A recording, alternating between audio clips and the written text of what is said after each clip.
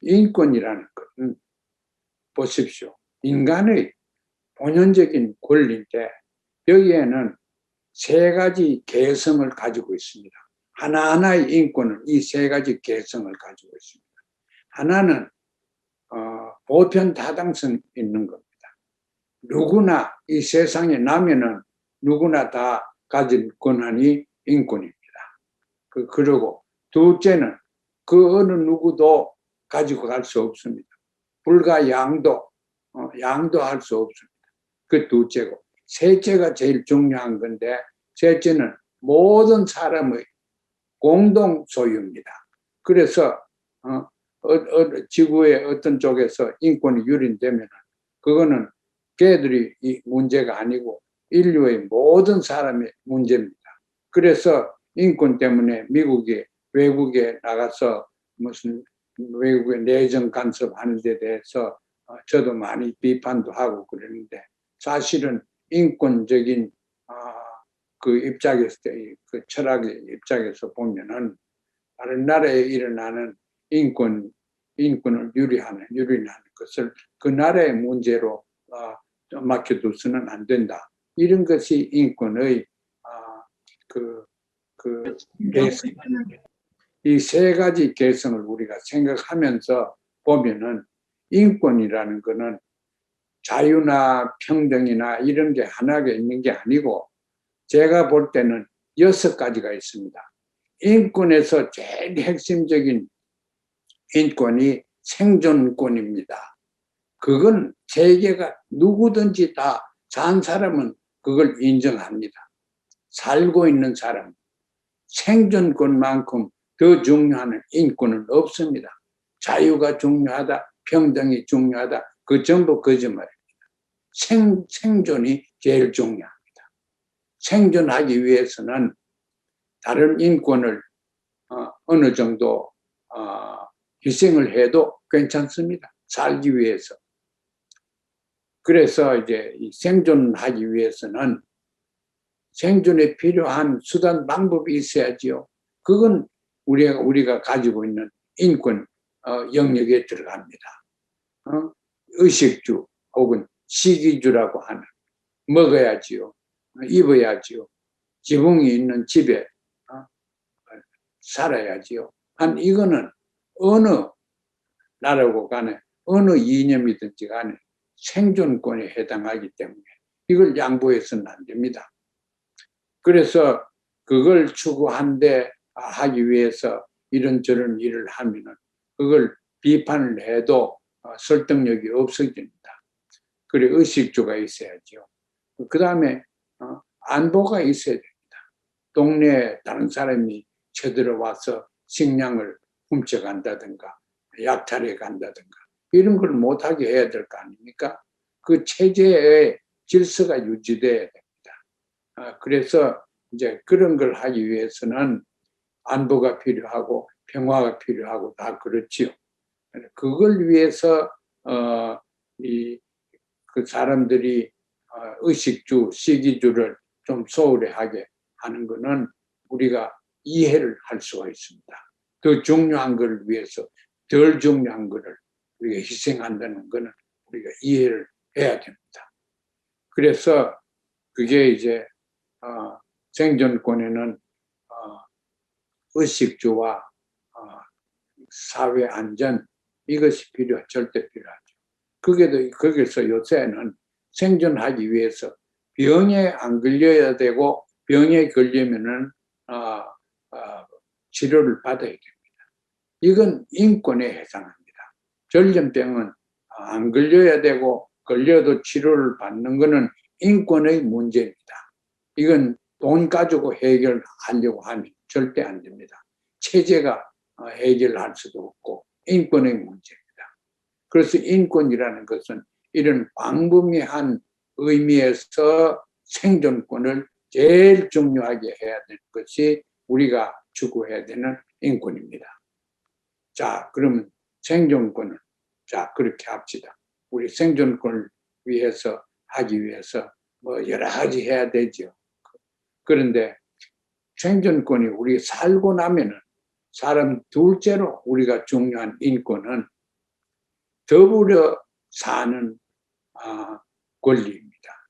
살기는 사는데 혼자 사는 게 아니죠. 인간은 사회적 동물이라 무슨 이런 얘기도 철학자들이 많이 했지만은 그 인간은 더불어 살아야 됩니다.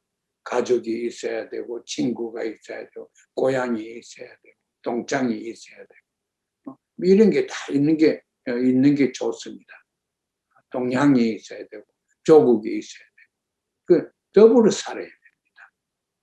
그래서 이제 그것이 인권이라 하는 것을 우리가 이 세상에 가르쳐야 됩니다. 더불어 사는 것이 인권이다. 더불어 사는 걸 우리가 박탈당해 놓으면 사는데 말하자면 보람이 없어집니다. 사는 의미도 없어집니다. 더불어 살지 않고 혼자 사는 건 그건 죄진 사람이 감옥에 가면은 그렇게 해야 됩니다. 우리가 감옥살이를 사는 게 아니고 이 사회에서 살려고 하면은 더불어 사는 권한을 가져야 됩니다. 자, 더불어 산다. 그 더불어 살기 위해서 우리는 가족을 위시해서 교육기관이나 사회제도나 이런 것이 다 필요합니다. 이런 것들이 그러니까 그룹이 있으면 그 그룹이 나를 더불어 살게 만들어 줍니다. 학교가 있어야 되고 가정이 있어야 되고 고향이 있어야 되고 동창이 있어야 되고 이게 다 필요합니다. 그게 인권의 해석이나 이걸 우리가 미국과 서구에 가르쳐 줘야 합니다. 인권이라는 것은 더불어 사는 권한을 우리가 망각해서는 안 된다. 그 더불어 사는데 셋째 인권이 중요한 거는 아래층 위층에 두고 살면 안 됩니다. 평평한 데 살아야 됩니다. 그러니까 평등이 없는 더불어 사는 것은 바람직하지 않습니다. 더불어 살기는 사는데 노예 제도 같이 그런 식으로 우리가 더불어 사는 것 인권이라고 할 수가 없습니다. 그래서 더불어 살되 평등하게 살아야 됩니다. 그게 자본주의 국가에는 중산층이 확대돼야 되겠다. 이겁니다. 중산층 안에는 평등합니다. 있는 사람과 없는 사람을 빼놓고 중산층이 제일 중요한 것이 민주주의 혹은 자본주의의 장점인데 그게 지금 유린되고 없으면 그걸 살려야 됩니다. 중산층이 많으면 평등이 확장됩니다. 그런 의미에서 평등. 우리 조선에서는 평등을 또 다른 방법으로 하지 않습니까? 뭐 재산이나 이런 것이 아니고 다른 식으로 해서 인간의 가치를 평등하게 두는 그런 도덕적인 규범도 있고 이념적인 착상들이 다 있습니다. 그러니까 이제 이런 걸 우리 생각해서 평등한 사회를 추구를 하자. 평등한 사회 안에서 살자. 이것이 인권의 굉장히 중요한 것입니다. 앞으로 통일을 우리 만들려고 할 때 어떻게 하면은 평등한 사회를 분배의 정의를 평등하게 할 수 있겠느냐. 그것에 신경을 써야 됩니다. 너무 평등하면은 또 문제가 있다고 그러지만 평등한 게 문제가 될 수는 하나도 없습니다. 평등한 걸 정당화시킬 필요가 없습니다. 불평등하게 사는 걸 억지로 정당화시키는 것이 정치 이론이고 그렇지 평등한 것은 정당화시킬 필요가 없고 이것은 자연적으로 인권이기 때문에 자연적으로 모든 사람들이 받아들이게 됩니다. 자, 그럼 평등권이다. 그게 그렇게 중요합니다. 그 다음에 평등만 하면은 그게 이제 사람이 그렇게 원하지는 않는 것 같아요. 평등하지만은 자유를 또 원합니다. 자유를 원합니다. 이 평등하게 강제로 이렇게 노예도 해방시키고 그래가지고 다 해결되는 건 아닙니다. 노예가 있던 사람이 나와가지고 노예 해방되고 나서 자유가 있어야지 또 사회 여러 가지 제도에서 성공도 하고 올라가죠. 사람은 올라가는 맛이 있어야지 사는 맛을 봅니다. 그래서 이제 그 평등이 있고 나서는 평등을 추구하는 것도 그렇고 평등 밖에서도 일정한 자유가 있어요. 자유라는 건 뭐냐? 다른 말로 얘기를 하면 자유라는 거는 선택권입니다. 자유행동은 전부 선택하는 거죠. 선택하는 행위가 곧 자유입니다. 선택을 이 세상에서 하려고 하면 선택하기 위해서는 여러 가지 조건이 있습니다. 그걸 민주주의 국가에서는 공부를 해야 됩니다. 사회주의 국가에서도 공부를 해야 됩니다. 선택을 하려고 하면 선택의 대상이 있어야 될 거 아닙니까? 선택의 대상이 있다는 것은 다양한 사회를 의미합니다. 다양한 사회 구조를 의미합니다. 다양한 사회가 중요하다. 그렇게 생각을 해야 됩니다. 인권의 입장에서 보면은 다양하지 못한 사회는 사회 민주주의가 잘 되지 못합니다. 사회 제도가 잘 들어서지 못합니다. 그래서 사회적인 그 자유를 우리가 보장해야지 평등을 추구하는 데도 의미가 있고 자유 자체에도 의미가 있다고 생각합니다. 그래, 자유. 그렇죠. 그 다음에 이제 다섯째로 그건 이제 우리가 사는데 상하가 없다. 다 좋죠. 인간관계에서 바람직한 규율, 도덕성 이런 걸 우리가 이 세상에 제시해야 되는데 그중에 제일 중요한 것은 사랑입니다. 사랑이 없는 인간관계는 지속성도 없고 아름답지도 못합니다. 그래서 사랑이라는 걸 우리가 무시를 자꾸 하는데 미국도 말은 사랑 많이 하지만 사랑이라는 건 결국은 이 인권이라고 우리가 생각을 하면은 사랑이라는 것은 이게 정의가 안 됩니다. 사랑은 정의가 안 됩니다. 정의 누가 해보세요? 할 수 있는가?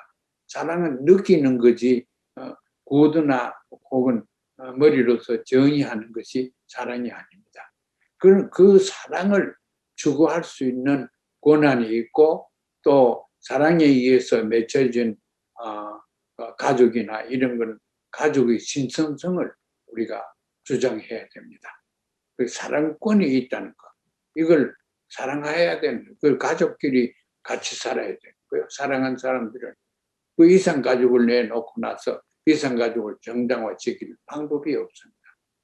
우리는 분단대가 이상 가족이 수백만이 아직까지 수십만 살아있었고요.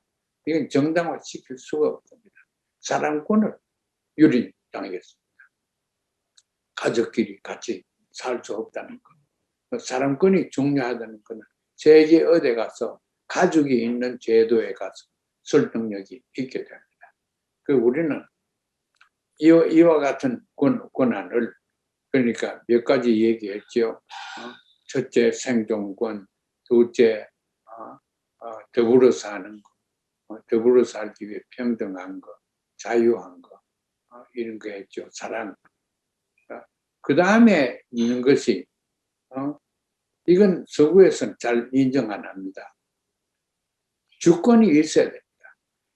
사람은 나라 안에 나라를 가지고 살 권한이 있습니다. 그것이 인권에 해당합니다. 그게 없으면 인권이 유린되고 박탈된 것입니다. 나라가 있어야 됩니다. 나라가 없는 이스라엘도 얼마나 오랫동안 나라가 없었기 때문에 저렇게 민족의 순환이 있었지 않습니까? 나라가 꼭 있어야 됩니다. 일제시대 때 나라가 없을 때 우리 고생 다 했지 않습니까? 나라가 있어야 됩니다. 그 나라는 뭐냐? 나라를 위해서는 우리가 한 6가지 또 나라가 꼭 가져야 될 현재 조건이 있습니다. 그런데 그걸 다는 언제 말씀 좀 드린 것 같고 나라를 위해서는 국민이 있어야 되고 영토가 있어야 되고 주권이 있어야 되고 언어가 있어야 되고 또 또 다스리는 체제가 있어야 되고 이념이 있어야 됩니다. 이런 여러 가지가 있어야 되는데 이 중에 일부만 있고 다 없으면은 좋은 나라가 아니고 반나라입니다. 반나라는 지금 대한민국은 반나라 정도는 되는 것 같아요. 그런데 온 나라로 만들어 가지고 통일을 하는 그러한 순서를 밟는 게 옳다고 생각합니다. 아무튼 이래서 이제 우리가 인권을 6가지로 봤다. 육권, 저는 육권 6가지라고 인권 6권이라고 그럴 때 제가 인권을 쭉 미국에서 가르치면서 이 6가지를 항상 설명을 하고 풀이를 하고 이 6가지를 위한 수단 방법을 정립을 하고 이렇게 했습니다. 우리는 이것을 저 자신만 그럴 게 아니고 상식적인 얘기입니다. 그러니까 우리 통일정부에서는 이와 같은 인권을 충분히 보장시킬 수 있는 그런 제도를 만들고 그런 정치의식과 정치 문화를 만들어야 된다고 생각합니다. 그럼 생각해 보십시오. 통일된 나라에 한 사람 한 사람이 누구든지 이 6가지의 인권을 향유하고 즐긴다고 생각해 보십시오. 그보다 더 좋은 나라가, 좋은 세상을 생각할 여지가 없고 생각할 수도 없습니다. 완전한 사회가 인권이 보장된 완전한 종류의 인권들이 다 한묵에 보장된 나라가 곧 우리가 생각하는 이상적인 나라입니다.